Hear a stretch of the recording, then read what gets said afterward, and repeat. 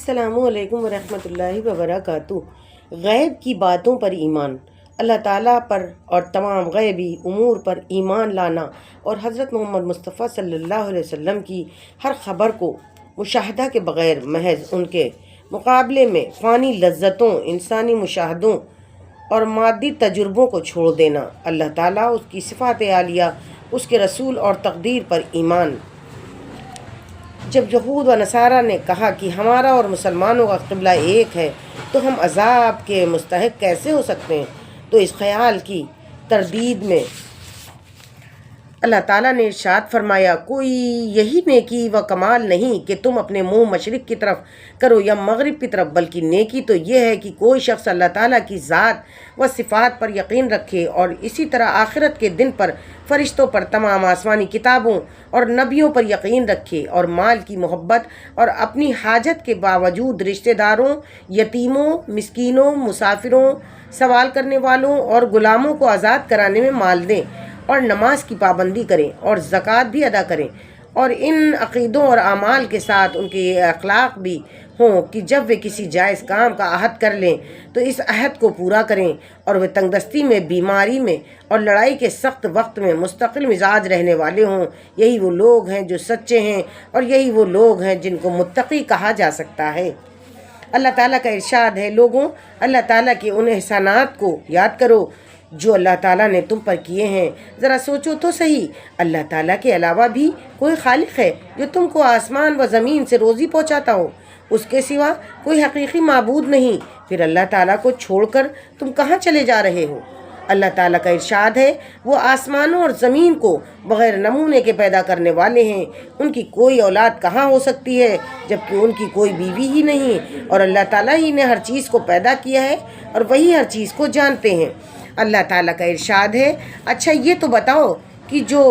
منی تم عورتوں کے رحم میں پہنچاتے ہو، کیا تم اس سے انسان بناتے ہو یا ہم بنانے والے ہیں؟ اللہ تعالیٰ کا ارشاد ہے، اچھا پھر یہ تو بتاؤ کہ زمین میں جو بیج تم ڈالتے ہو اسے تم اگاتے ہو یا ہم اس کے اگانے والے ہیں؟ اللہ تعالیٰ کا ارشاد ہے، اچھا پھر یہ تو بتاؤ کہ جو پانی تم پیتے ہو اس کو بادلوں سے تم نے برسایا یا ہم اس کے برسانے والے ہیں؟ اگر ہم چاہیں تو اس پانی کو کڑوا کر دیں، تم کیوں شکر نہیں کرتے؟ اچھا پھر یہ بتاؤ کہ جس آگ کو تم سلگاتے ہو اس کے خاص درخت کو، اور اسی طرح جن زاریوں سے یہ آگ پیدا ہوتی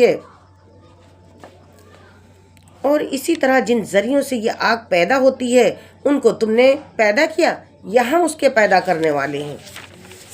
اللہ تعالیٰ کا ارشاد ہے، بے شک اللہ تعالیٰ بیج اور گٹھلی کو پھاڑنے والے ہیں، وہی جاندار کو بے جان سے نکالتے ہیں اور وہی بے جان کو جاندار سے نکالتے ہیں۔ یہی تو اللہ ہے جن کی ایسی قدرت ہے کہ تم اللہ تعالیٰ کو چھوڑ کر کہاں اس کے غیر کی طرف چلے جا رہے ہو۔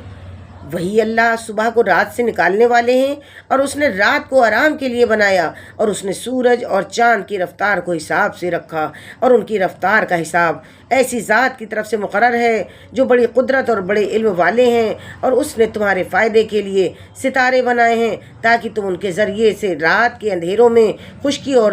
دریا میں راستہ معلوم کر سکو، اور ہم نے یہ نشانیاں خوب کھول کھول کر بیان کر دیں ان لوگوں کے لیے جو بھلے اور برے کی سمجھ رکھتے ہیں۔ اور اللہ تعالیٰ وہی ہے جنہوں نے تم کو اصل کے اعتبار سے ایک ہی انسان سے پیدا کیا، پھر کچھ عرصہ کے لیے تمہارا ٹھکانہ زمین ہے، پھر تمہیں قبر کے حوالے کر دیا جاتا ہے۔ بے شک ہم نے یہ دلیلیں بھی کھول کر بیان کر دی ہیں ان لوگوں کے لیے جو سوجھ بوجھ رکھتے ہیں، اور وہی اللہ تعالیٰ ہے جنہوں نے آسمان سے پانی اتارا اور ایک ہی پانی کے مختلف قسم کے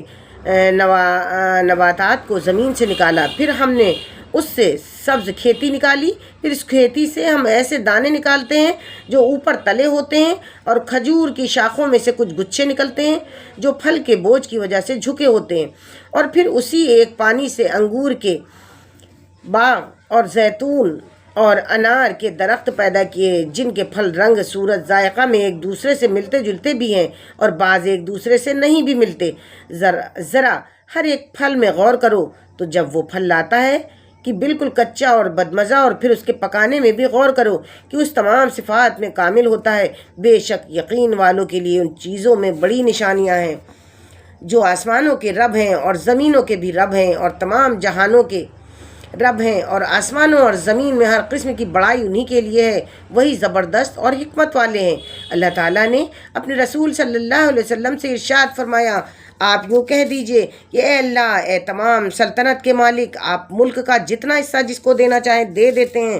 اور جس سے چاہے چھین لیتے ہیں، اور آپ جس کو چاہیں عزت عطا کریں اور جس کو چاہیں ذلیل کر دیں۔ ہر قسم کی بھلائی آپ ہی کے اختیار میں ہے، بے شک آپ ہر چیز پر پوری طرح قادر ہیں۔ آپ رات کو دن میں داخل کرتے ہیں اور آپ ہی دن کو رات میں داخل کرتے ہیں، یعنی آپ بعض موسموں نے رات کے کچھ حصوں کو دن میں داخل کر دیتے ہیں جس سے دن بڑا ہونے لگتا ہے، اور بعض موسموں میں دن کے حصے کو رات میں داخل کر دیتے ہیں جس سے رات بڑی ہو جاتی ہے، اور آپ جاندار چیز کو بے جان سے نکالتے ہیں اور بے جان چیز کو جاندار سے نکالتے ہیں،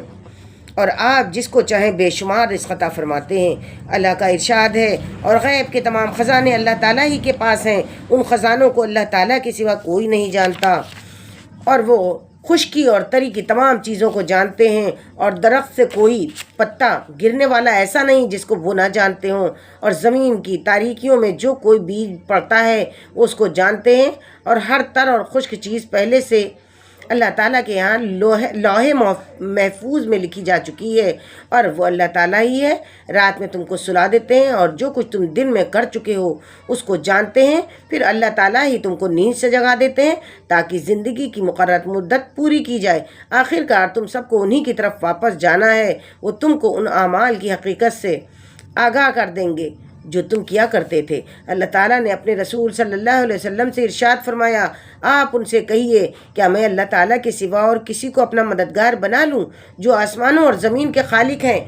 اور وہی سب کو کھلاتے ہیں اور انہیں کوئی نہیں کھلاتا کہ وہ ذات ان حاجتوں سے پاک ہے۔ اللہ تعالیٰ کا ارشاد ہے، ہمارے پاس ہر چیز کے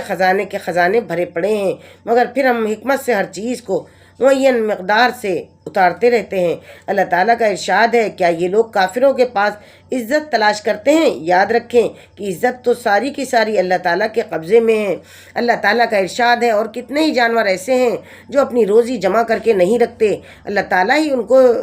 ان کے مقدار کی روزی پہنچاتے ہیں، اور تمہیں بھی وہ اور وہی سب کی سنتے ہیں اور سب کو جانتے ہیں۔ اللہ تعالیٰ نے اپنے رسول صلی اللہ علیہ وسلم سے ارشاد فرمایا،